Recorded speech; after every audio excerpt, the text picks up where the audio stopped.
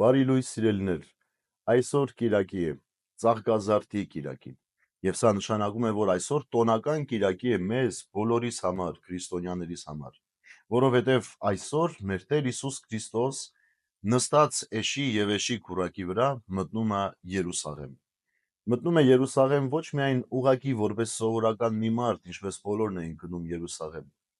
այլ դիմավորում են Տիրոջը թագավորի նման։ Տեսեք ինչ է գրում Հովանես առաքյալը Ավետարանի 12-րդ գլխում։ Հաջորդ օրը ժողովրդի բազմությունը, որ Զատկի տոնին էր եկել,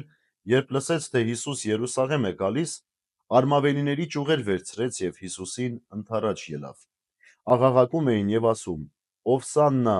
օրհնյալ լինես դու, որ գալիս ես Տիրոջ անունով, ով թագավոր Իսրայելի»։ Եվ Հիսուս մի էշ գտնելով նստեց նրա վրա, ինչպես որ գրված է. «Մի վախեցիր, ով դուստրը Սիոնի, ահա քո թագավորը գալիս է, նստած մի էշի քուրակի վրա»։ Եվ նրա աշակերտները սկզբում այն չհասկացան, բայց երբ Հիսուս փառավորվեց, այն ժամանակ հիշեցին, թե այդ նրա մասին էր գրված, եւ իրենք այդ էին արել նրան։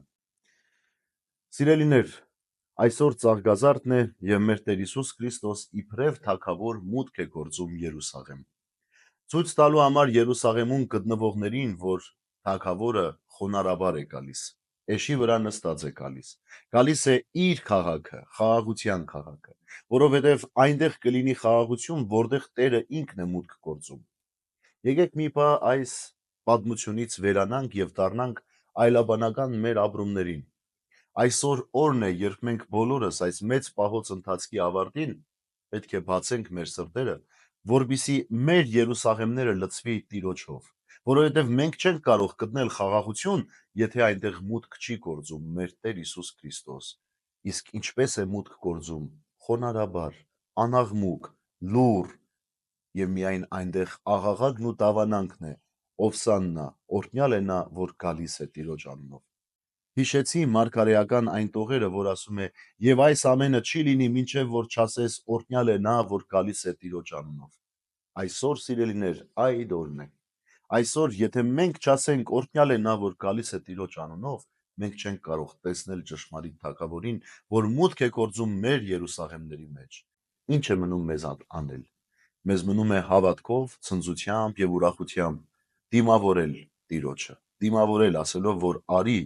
Տեր Հիսուս, արի եւ բնակվիր մեր անձերի մեջ, որովհետեւ այլ տարբերակ չունենք այս աշխարհի թոհուբոյի անարդարության կեղծիքի մեջ խաղաղվելու եւ հանգստանալու մի բան, եթե ոչ միայն քեզանով։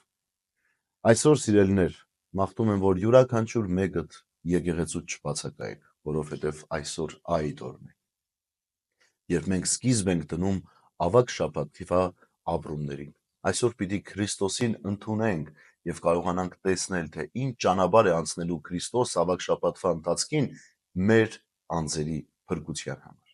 Միաժամանակ նաեւ թույլ տվեք հիշեցնել ձեզ, որ այսօր Երևանի Սուրբ Գրիգոր Լուսավորիչ Մայր եկեղեցու երիտասարդաց միությունը կազմակերպել է մի հրաշալի միջոցառում երեխաների համար, որովհետեւ այսօր նաեւ մանուկների օրհնության օրն է։ Միջոցառումը հագեցած է խաղային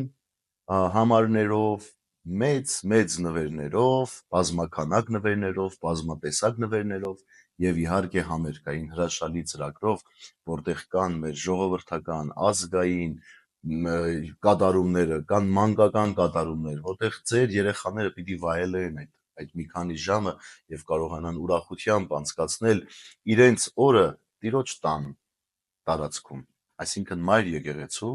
տարածքում, այնպես որ մի բացակայեք, համեցեք միասին Ծաղկազարդը նշելու եւ ուրախանալու։